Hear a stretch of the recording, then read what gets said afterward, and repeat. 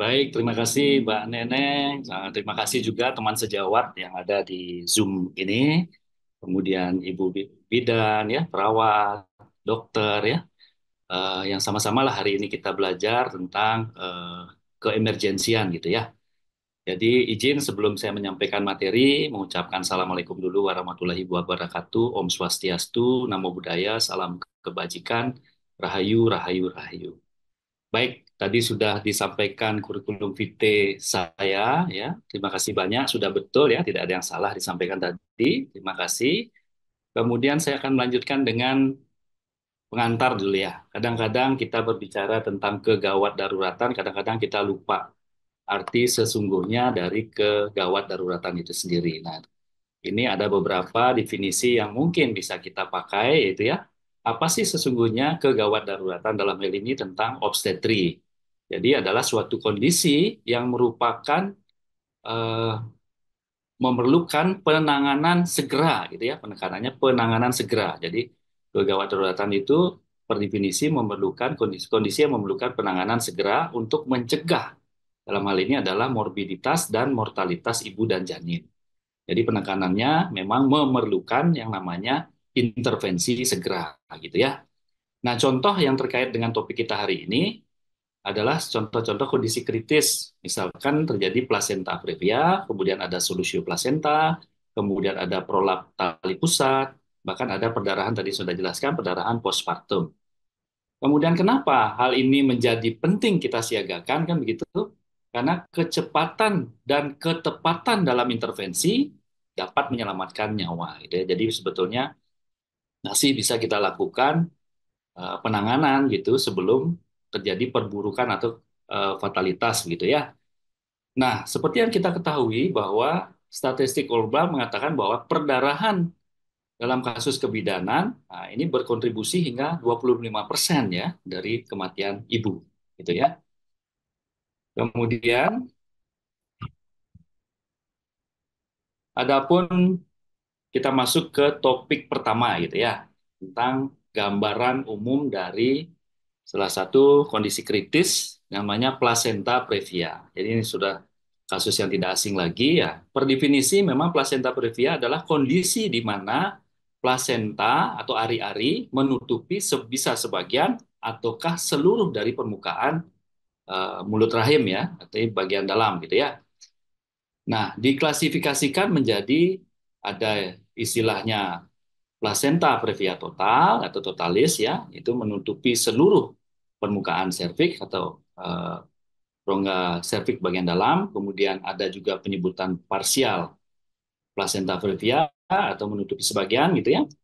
Ada penyebutannya marginal yang mendekati tumbuhnya ari-ari ini di dekat mulut rahim gitu ya. Kemudian ada juga yang letaknya rendah. Nah, ini patokannya rendah ini kurang lebih 2 cm gitu ya dari permukaan OUI namanya ya. Jadi osteum uteri internum gitu ya.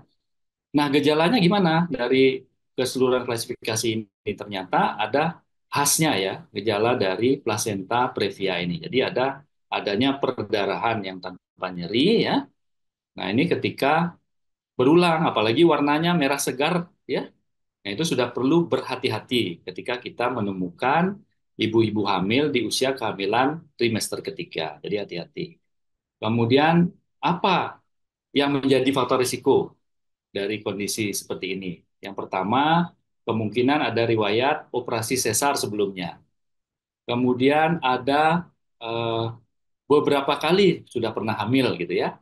Kemudian kehamilannya mungkin kembar gitu ya. Jadi ini perlu perhatian. Jadi ada risiko untuk terjadinya plasenta previa, termasuk usia ibu hamil di usia yang lebih dari 35 tahun.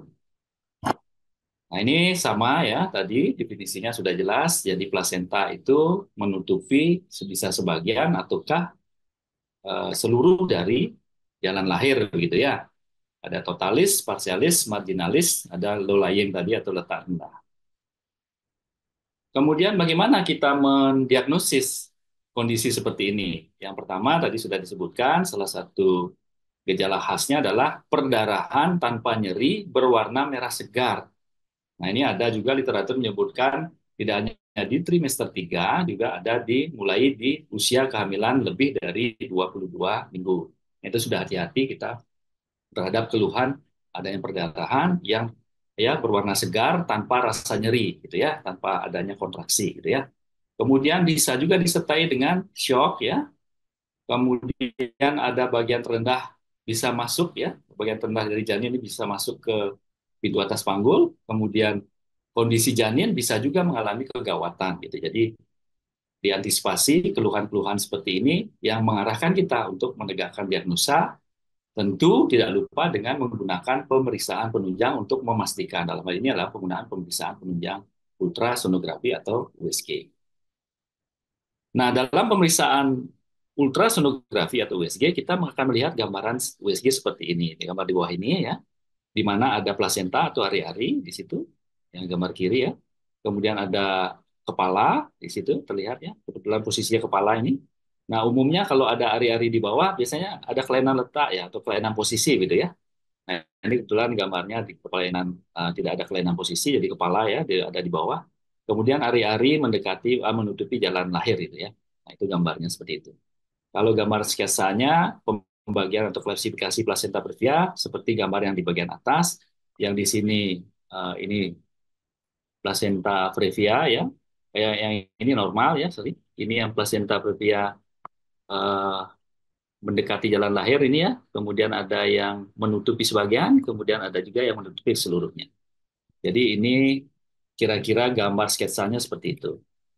Nah, bagaimana kita mengantisipasi kasus-kasus seperti ini? Apa yang kita lakukan?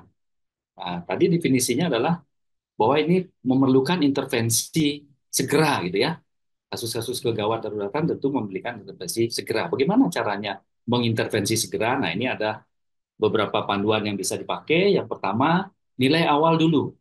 Tentu kita setiap pasien kita akan lakukan di samping anamnesis, kita akan melakukan pemeriksaan fisik. Salah satu yang penting perannya adalah pemeriksaan vital sign dalam hal ini. Ini tekanan darahnya, nadinya, ada tanda-tanda shock apa tidak gitu ya.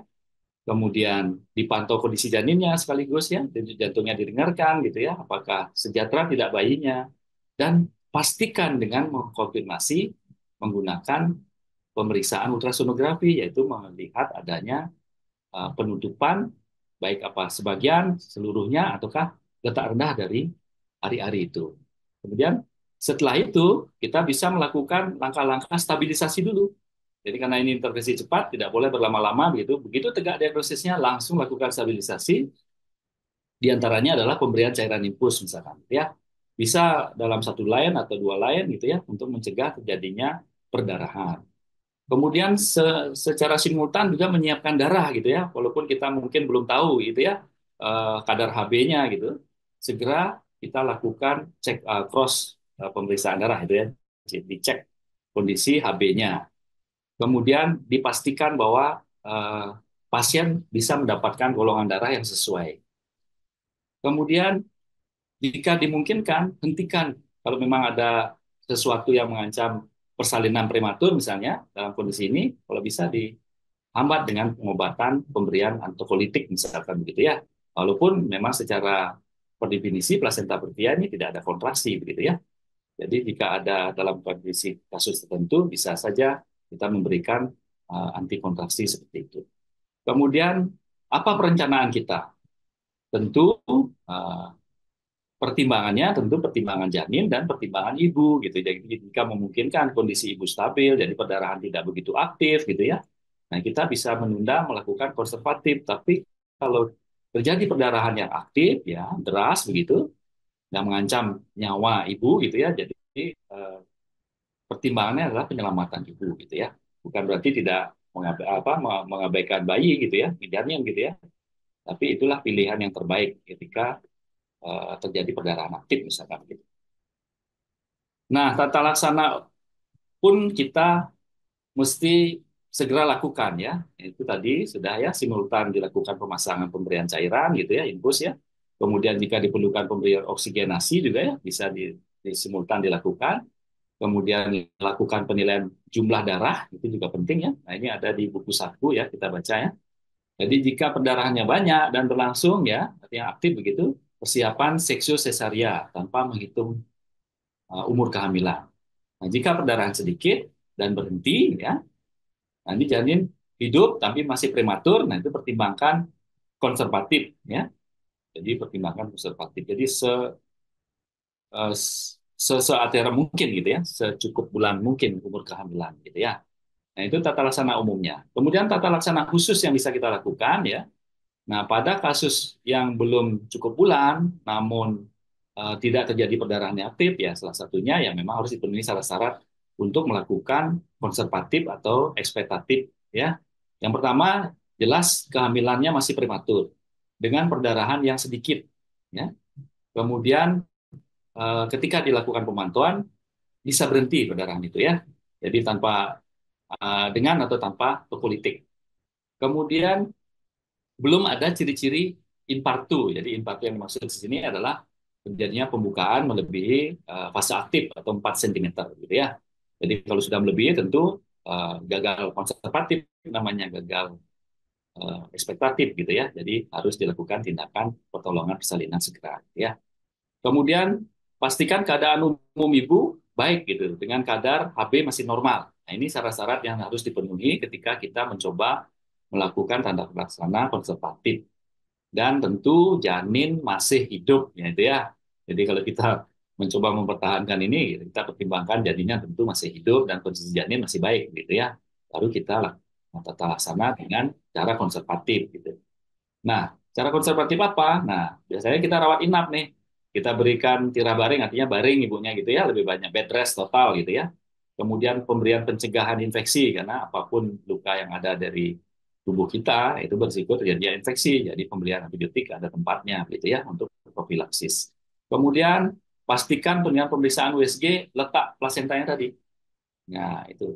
Kemudian jika diperlukan, bila terjadi kontraksi, bisa diberikan tokolitik. Tokolitik ada beberapa pilihan, bisa menggunakan NGO4, bisa juga menggunakan nifedipin gitu ya, dengan sesuai dengan dosisnya gitu. Kemudian jika kita menemukan adanya anemia, itu tentu ketika syarat terpenuhi untuk pemberian tablet, diberikan tablet penambah darah begitu ya, diteruskan. Jika di bawah 7 tentu kita harus dukung dengan pemberian transfusi darah gitu ya. Nah, dan pastikan bahwa tidak ada perdarahan aktif gitu ya. Jadi pentingnya kita memastikan bahwa di lokasi tempat melakukan penanganan ini kita bisa menyiapkan darah. Jadi memastikan sarana transfusi darah gitu ya. Jadi tidak bisa kita melakukan tindakan konservatif, tidak siap senjatanya, itu ibaratnya ya. Jadi kita harus memastikan bahwa di tempat kita mampu laksana untuk pemberian darah gitu ya. Kemudian jika perdarahannya berhenti, kemudian ketika di konservatif ini usia kehamilan sudah mencapai 37 minggu saja ya. Nah, itu kita sudah bisa melakukan tata laksana rawat jalan.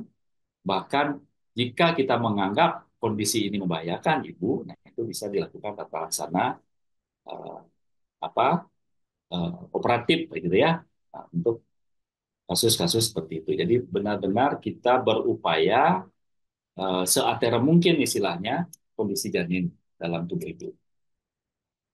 Nah, jika kondisi eh, perdarahan yang aktif gitu ya, itu beda penanganan. Jadi kalau aktif tentu rencanakan terminasi kehamilan segera. Nah, kalau kita bisa mempertimbangkan usia kehamilan sampai cukup bulan bagus gitu. Kalau memang tidak, itu jadi pertimbangan kedua. Jadi penyelamatan ibu gitu ya. Jadi kemudian jika janin mati, misalnya menderita kelainan atau keadaan yang mengurangi kelangsungan hidupnya, misalnya itu juga kita anjurkan untuk melakukan terminasi. Nah, pada kondisi perdarahan yang aktif dan banyak, segera dilakukan terapi aktif tanpa membenang. Nah, itu poinnya pentingnya. Boleh kita memikirkan atau mempertimbangkan usia kehamilan sampai cukup bulan gitu, tapi pastikan bahwa tidak terjadi perdarahan aktif dan banyak, gitu ya. Baru kita bisa melakukan konservatif sampai usia kehamilan mencukupi usia 37 minggu minimal ya. Nah, jika terdapat plasenta letak rendah, kemudian perdarahan sangat sedikit, presentasinya masih kepala, ya, maka dapat dilakukan pemecahan ketuban. Nah, ini jika mungkin, kalau yang tertutup tentu tidak ya, artinya yang totalis begitu kan tentu tidak ya. Ini khusus plasenta previa, jenis atau klasifikasi letak rendah, perdarahan sedikit, presentasi kepala. Jika tidak memungkinkan, ya tentu dilahirkan secara seksus sesarian. Ya. Kemudian jika persalinan dilakukan dengan seksio dan terjadi perdarahan dari tempat plasenta, nah ini sering terjadi nih, ya. Jadi placental bed istilahnya, jadi di tempat melekatnya ari-ari itu, ketika ari-ari coba kita keluarkan baik spontan maupun dengan cara manual, berisiko terjadi namanya perdarahan dari tempat ari-ari. Nah, itu atau placental bleeding gitu ya, placental bed bleeding gitu ya. Jadi lakukan penjahitan ini jika mungkin kan dijahit, lakukan penjahitan. Kemudian pemberian infus oksitosin ya dengan kecepatan 60 tetes per menit ya dalam ringer laktat atau NaCl gitu ya. Nah, jika perdarahan terjadi, nah ini kemudian ketika sudah bersalin, kemudian ternyata terjadi perdarahan lagi pasca salin, nah setelah lakukan penanganan sesuai dengan tata laksana perdarahan pasca salin. Tergantung klinis yang didapatkan dari hasil itu ya. Tadi sudah dijelaskan mungkin salah satunya dengan penanggulangan tata laksana pasca perdarahan pasca salin gitu ya. Nah, yang kedua, kasus kritis yang kedua, kita bicara tentang solusio plasenta. Apa sih bedanya? Ini tentu mirip-mirip gitu ya, tapi ini tentu berbeda gitu ya. Di mana terjadi lepasnya plasenta dari dinding rahim bagian dalam ya, sebelum proses bersalin. Jadi ari-ari itu lepas dari perlekatannya gitu intinya. Nah, gambaran umumnya seperti apa? Nah, definisi tadi sudah disebutkan bahwa pemisahan bisa sebagian, bisa seluruhnya dari ari-ari ya, dari dinding rahim sebelum persalinan. Nah, bagaimana tingkat keparahannya? Ada yang menyebut ringan ya, jadi perdarahannya ringan, kemudian tidak bergejala. Nah, ini perlu waspada juga ya. Kemudian ada yang sedang, kemudian ada perdarahan disertai nyeri perut. Nah, biasanya kalau solusio plasenta, bedanya dengan plasenta previa adalah gambaran kliniknya. Kalau plasenta previa umumnya adalah tidak disertai nyeri perut.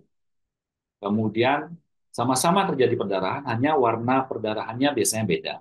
Kalau plasenta previa warna perdarahannya merah segar, kalau plasenta solusi plasenta biasanya kehitaman karena sudah terjadi proses yang lama di dalam perdarahan yang lama di dalam perut tidak di dalam rahim tidak sama dengan plasenta previa ketika terjadi perdarahan langsung keluar dari mulut rahim gitu.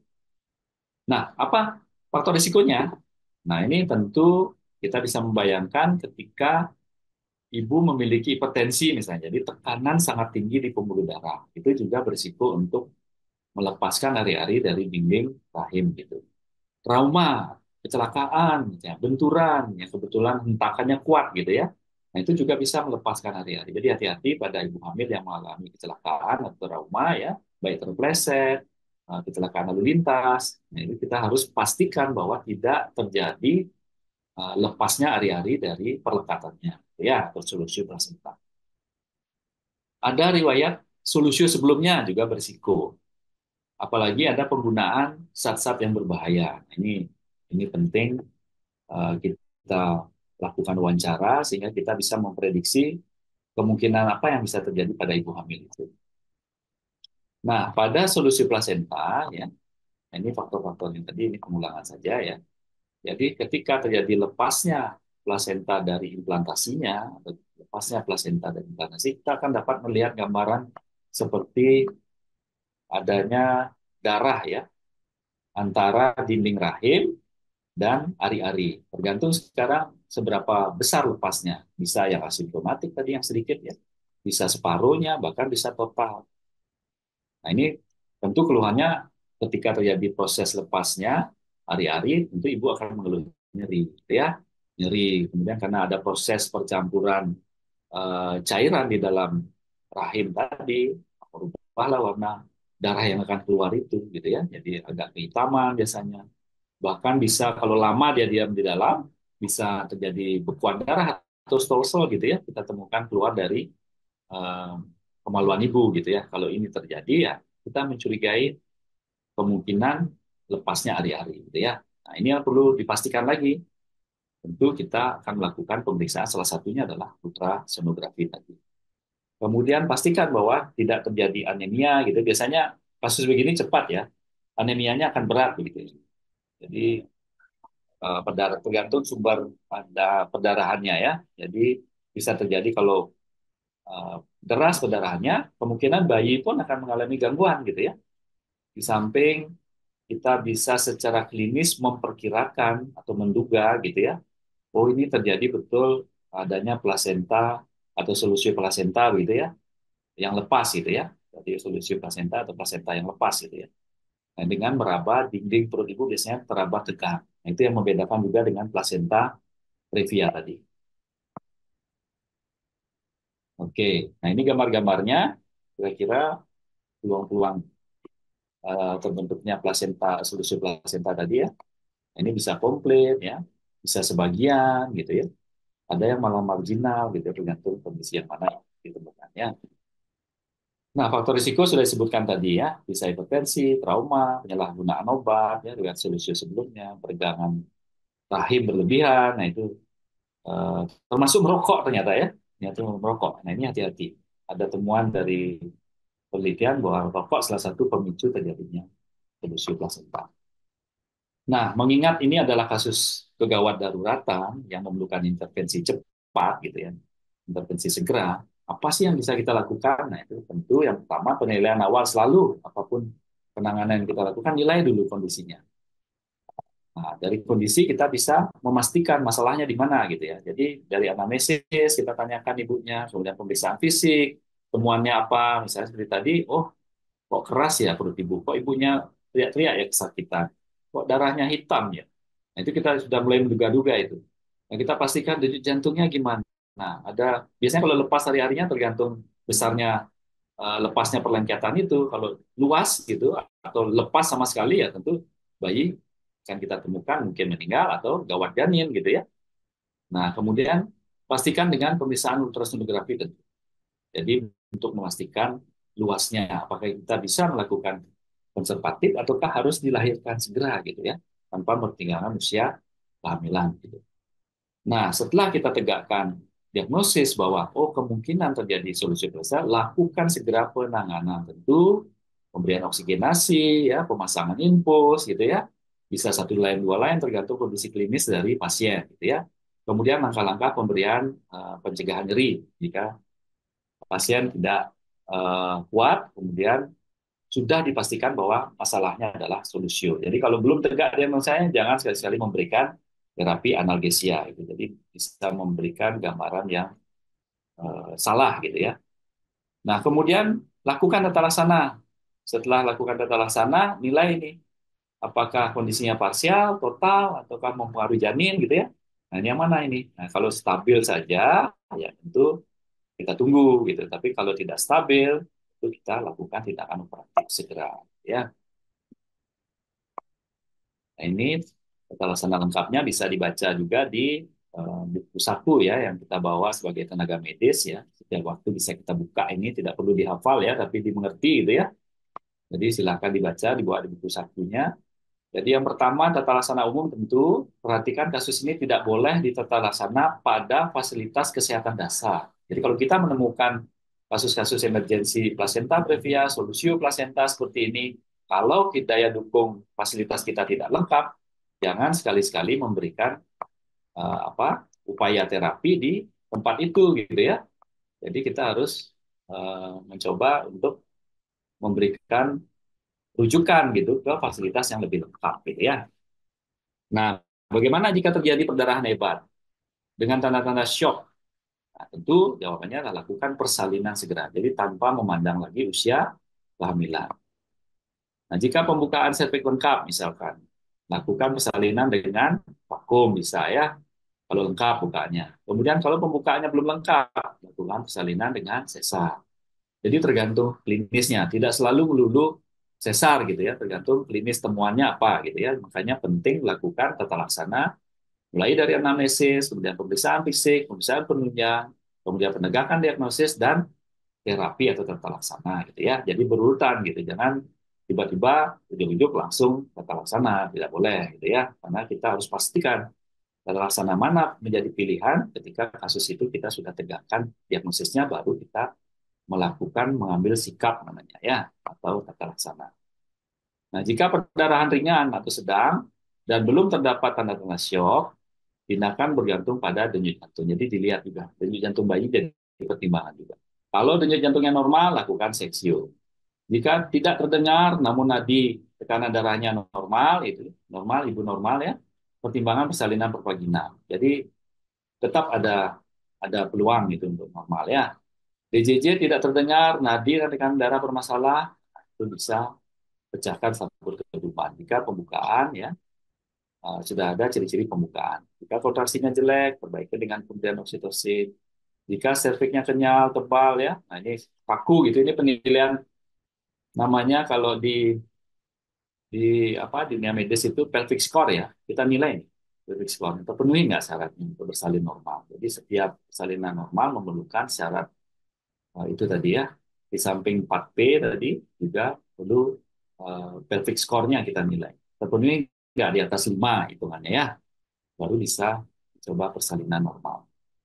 Kemudian jika DJJ-nya abnormal, kurang dari 100 ya, lakukan persalinan perkiraan segera dan seksualnya bila persalinan pervaginal tidak mungkin. Jadi pertimbangannya betul-betul berdasarkan kasus atau klinisnya gitu ya.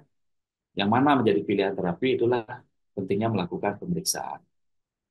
Kemudian di samping itu ya, tata laksana tadi kita lakukan juga uji pembekuan darah sederhana. Jadi kadang-kadang kita perlu mengetes nih, ya nanti terjadi gangguan pembekuan gitu ya. Nah, makanya pada kasus begini kita pastikan keseluruhan pemeriksaan penunjang, tidak hanya USG gitu ya. Kita lakukan pemeriksaan darah.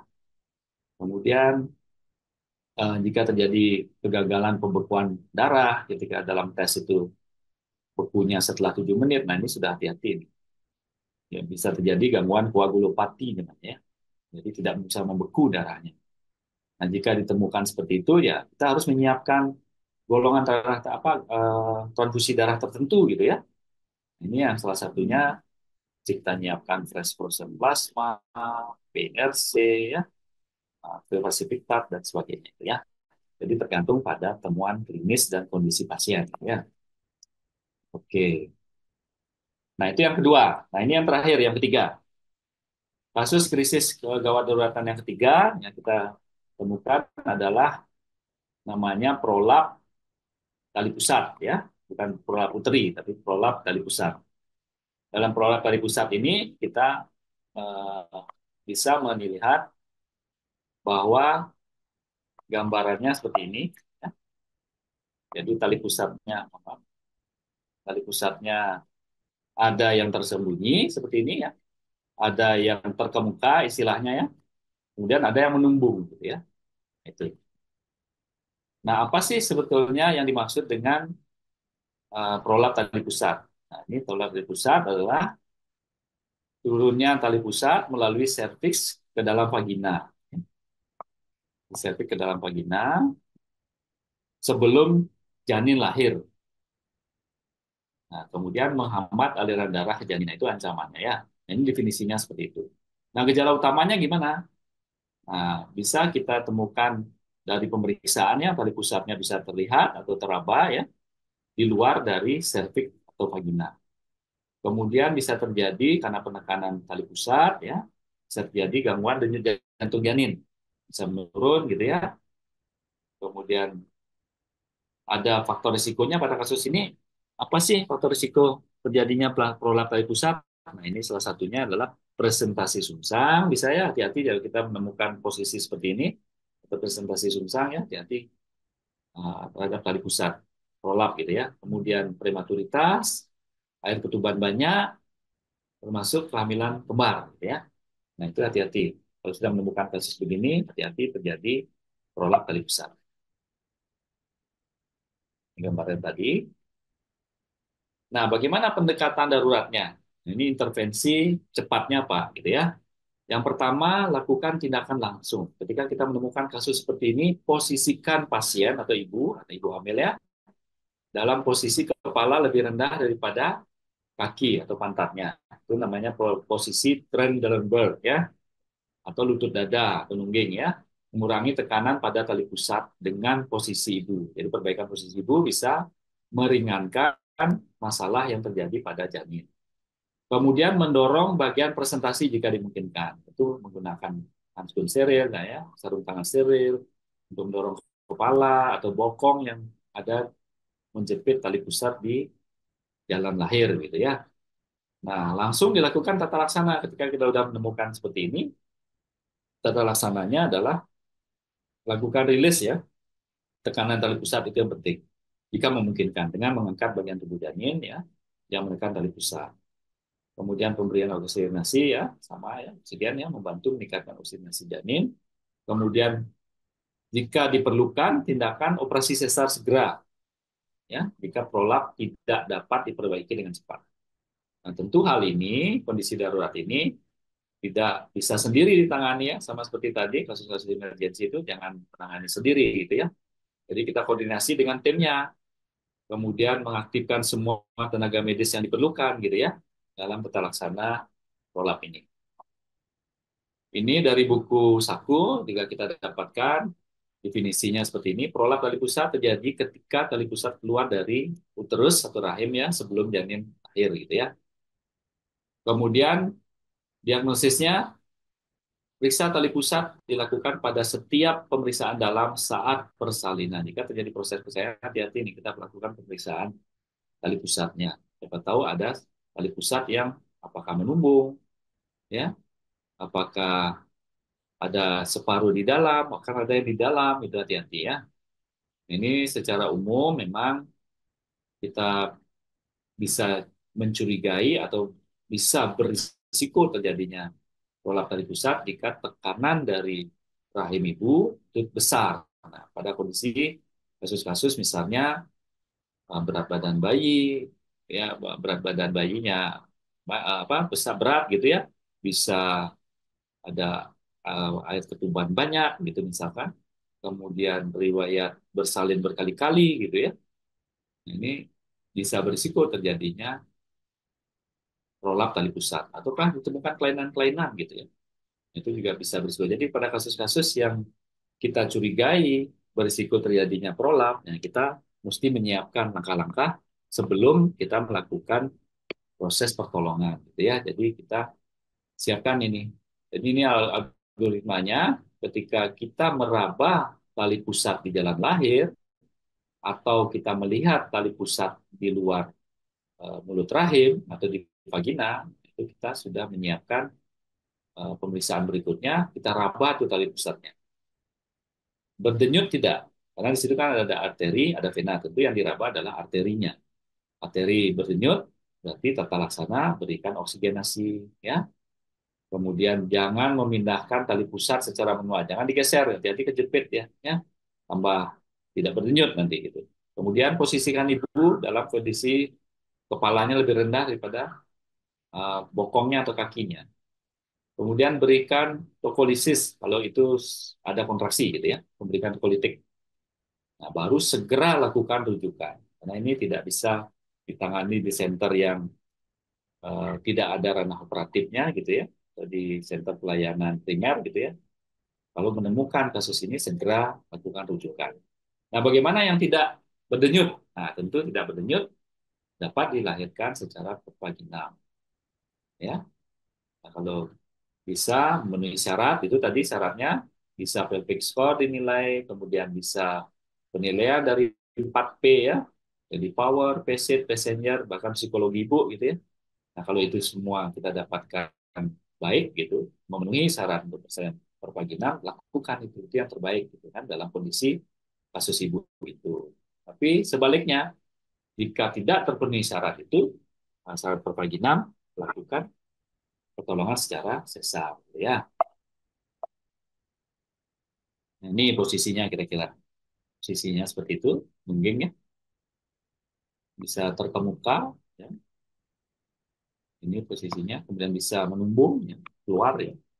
Ini tentu langkah-langkah tadi itu, pemberian oksigenasi, pemasangan infus, memposisikan ibu, mendorong kepala, dan sebagainya. Bahkan menyiapkan rujukannya, tadi sudah sebutkan salah satunya jembatan keledainya adalah baksoku. Ada yang disebutkan bakso kuda, gitu ya. Dia ada bidan atau perawat atau dokternya, ada alat yang harus dipenuhi diisi juga ya. Kemudian ada kendaraannya, ada surat yang harus ditulis, ada obat yang harus dilengkapi untuk di perjalanan. Kemudian ada keluarganya jangan lupa, dan fasilitas finansialnya gitu ya. Dalam hal ini bisa BPJS-nya ataukah uang gitu ya. Kalau diperlukan darah juga disiapkan. Jadi bakso kuda gitu ya. Jadi tata laksananya memang yang ideal dilakukan tata laksana di rumah sakit keseluruhan, dan sangat cepat kita harus melakukan pertolongan ini agar tidak memperparah kondisi janin gitu ya. Jadi dikerjakan jika di rumah sakit nih ya, tentu dengan peralatan yang steril gitu ya. Kemudian coba mendorong menggunakan tangan ya, melalui vagina, dorong bagian terendah janin. Dan ini misalnya kepala gitu, terendah. Dorong kepalanya biar tidak menjepit tali pusatnya. Kemudian tangan yang lain menahan bagian yang terendah di suprapubik. Jadi biar dia tidak melorot turun gitu ya. Nah, jika bagian terendah janin telah terpegang, keluarkan tangan dari vagina dan letakkan tangan tetap di atas abdomen. Jadi benar-benar intinya adalah menahan agar bagian terkecil atau bagian dari janin, kepala dalam hal ini, tidak menekan tali pusat. Jika tersedia, nah ini ada obat-obatan yang bisa diberikan untuk tokolitiknya ya. Misalnya salbutamol ini yang injeksi ya, diberikan 0,5 mili. Bila persalinan pervaginam dapat segera dilangsungkan, nah ini tetap kita lakukan pimpinan persalinan. Jika terpenuhi syaratnya ya, intinya ya. Jadi untuk penyelamatan jika memungkinkan ibu dan bayinya. Kalau tidak memungkinkan, nah, dalam kondisi tertentu, kadang-kadang bayinya bisa lewat juga gitu ya. Nah, jika kondisi atau posisi dari janinnya lintang, nah itu tidak bisa lahirkan normal, harus sesar gitu ya. Itu kira-kira. Oke, ini posisinya ya. Jadi harus bekerja dengan tim gitu ya.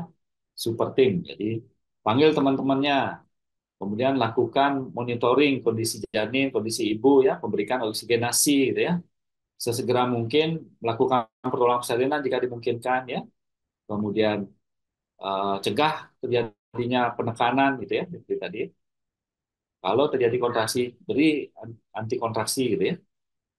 Kemudian segera lakukan rujukan jika di tempat itu tidak tersedia dan pendukung gitu ya. Nah, ini ada prinsip-prinsip sekarang. Prinsip-prinsip yang kita bisa lakukan pada ketiga kasus klinis kritis tadi ya, kedaruratan dalam ini kritis tadi, plasenta previa. Nah, bisa dilakukan konservatif jika usia kehamilan belum mencapai 37 minggu. Konservatifnya bisa non farmakologi dan farmakologi. Jadi non farmakologi tentu istirahat kebaringkan pasien ya untuk mencegah perdarahannya. Nah, ini tergantung kalau perdarahannya aktif tentu tidak memungkinkan. Kalau tidak aktif dan stabil kondisi ibu dan janin, lakukan tirah baring total gitu ya. Kemudian pantau tekanan darah, tensi nadi, suhu pernapasan, denyut jantung janin ya, termasuk gerakan janin. Kemudian tidak melakukan pemeriksaan dalam gitu, pada kasus-kasus yang dicurigai atau tegak diagnosa placenta previa.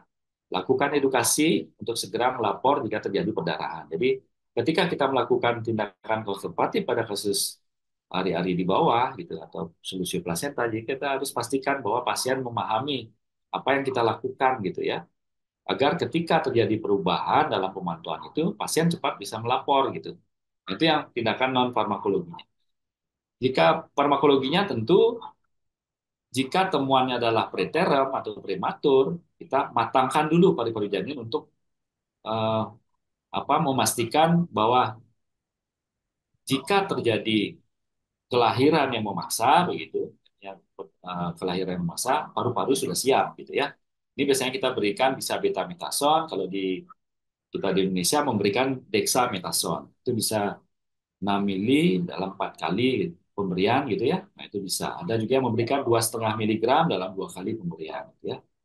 Kemudian yang berikutnya, farmakologi yang berikutnya nifedipin atau Mohon tokolytik ya. izin dokter, mohon izin saya ganggu sebentar untuk waktu Ya. penyampaian materi kurang lebih 5 menit lagi. Oke, siap. Oke. Terima kasih. Nah, ini untuk yang non farmakologi tadi udah ya. Ini farmakologi dan placenta previa. Oke, sudah. Ini yang tadi kan konservatif, yang ini yang terminatif, yang harus dioperasi gitu ya. ketika jika memungkinkan di atas 37 tahun, 37 minggu, sorry. Non farmakologinya tangani segera. Seksio sesaria elektif jika memungkinkan ya. Pastikan kesiapan tim operasi dan bank darah. Jadi kalau ada kasus-kasus emergensi kritis seperti ini yang curiga kemungkinan terjadi perdarahan lanjutan, ya itu harus kita menyiapkan bank darah. Farmakologinya tentu pemberian cairan ya, antibiotika tadi ya, pencegah infeksi ya, kemudian transfusi darah atau yang lain gitu ya. Nah, ini kalau ditabelkan seperti ini dia. Oke, sama ya. Kemudian solusio plasenta juga sama, ada yang non farmakologi, farmakologi. Jadi non farmakologi jika dilakukan konservatif, pantau secara intensif ya di rumah sakit ibu dan janin. Pantau kondisi tekanan darah, nadi, suhu, napas, ya, produksi urin, faktor pembekuan, ya. Nah, pada solusi plasenta mesti kita pastikan tidak ada gangguan pembekuan darah. Monitoring DJJ, ya, pemeriksaan USG untuk memastikan bayinya sehat, gitu ya. Kemudian farmakologi sama ya, karena prinsipnya jika belum terjadi maturitas janin, ya tentu persiapan pemberian kortikosteroid untuk mengantisipasi jika diperlukan persalinan segera, itu pertolongan persalinan segera. Jadi pemberian cairan intravena, transfusi darah ya, tokolitik justru ini kebalikan ya, tidak dianjurkan. Pada kasus solusio plasenta justru memang ada nyeri perut tapi tidak dianjurkan pemberian tokolitik. Pada kasus yang terminatif ini artinya yang sudah usia kehamilan bayinya di atas 37 minggu, itu, lakukan pertolongan segera. Siapkan tim mengantisipasi terjadinya gangguan pembekuan ataupun bisa terjadi gangguan ginjal gitu ya. Kemudian terapi farmakologinya pada umur yang sudah cukup bulan ini, resusitasi cairan tetap ya, pemberian antibiotika ya. Jika dimungkinkan, jika terjadi kelainan pembekuan ya terapi apa? Terapi heparin gitu ya. Jika ada komplikasi terjadi trombotik gitu ya. Oke, nah ini yang terakhir untuk kasus prolap. Bagaimana kita melakukan prinsip tata laksana konservatif jika usianya kurang dari 37 minggu. Tadi sudah disebutkan non farmakologinya bisa nungging gitu ya atau kening chest atau Trendelenburg ya untuk mengurangi kompresi tali pusat, kemudian hindari manipulasi langsung pada tali pusat ya. Kemudian pemantauan ketat DJJ dan kesejahteraan janin. Kalau farmakologinya sama ya, pemberian oksigenasi dan bedanya dengan solusio ini justru diberikan tokolitik ya. Jadi pada kasus ini prolap tali pusat diberikan tokolitik. Pada kasus yang sudah cukup bulan, tentu dilahirkan segera ya. Pada kasus menemukan prolap tali pusat usia kehamilan cukup bulan, segera lakukan seksio sesaria. Dan terapi pendukung farmakologi ya tentu pemberian cairan ya, antibiotika ya, oksigenasi gitu ya. Oke, nah itu sama ya. Nah, ringkasan dan poin pentingnya. Yang pertama, deteksi dan intervensi dini adalah kunci dalam kegawat daruratan obstetri ya. Jadi pastikan deteksi secara dini, lakukan intervensi dini jika itu ada terjadi kegawat daruratan obstetri. Setiap kondisi memerlukan tindakan yang berbeda sesuai dengan situasi ibu dan janin. Itu ringkasannya ya. Kemudian poin pentingnya, plasenta previa, pastikan identifikasi segera dan lakukan stabilisasi. Jika ditemukan solusi plasenta, tangani cepat untuk kasus-kasus yang berat. Kemudian jika prolap tali pusat, kurangi tekanan. Jika diperlukan, segera lakukan operasi sesar. Gitu ya. Nah, ini ada take home message yang bisa dibawa untuk ketiga kasus ini. Yang pertama, pantau ketat diperlukan, pemantauan ketat diperlukan untuk semua kondisi ini, baik secara konservatif maupun terminatif. Dalam setiap situasi, kolaborasi multidisiplin, nah ini ya, kolaborasi multidisiplin dengan dokter spesialis, ada anestesi, ada perawat, staf ruang operasi, itu sangat penting.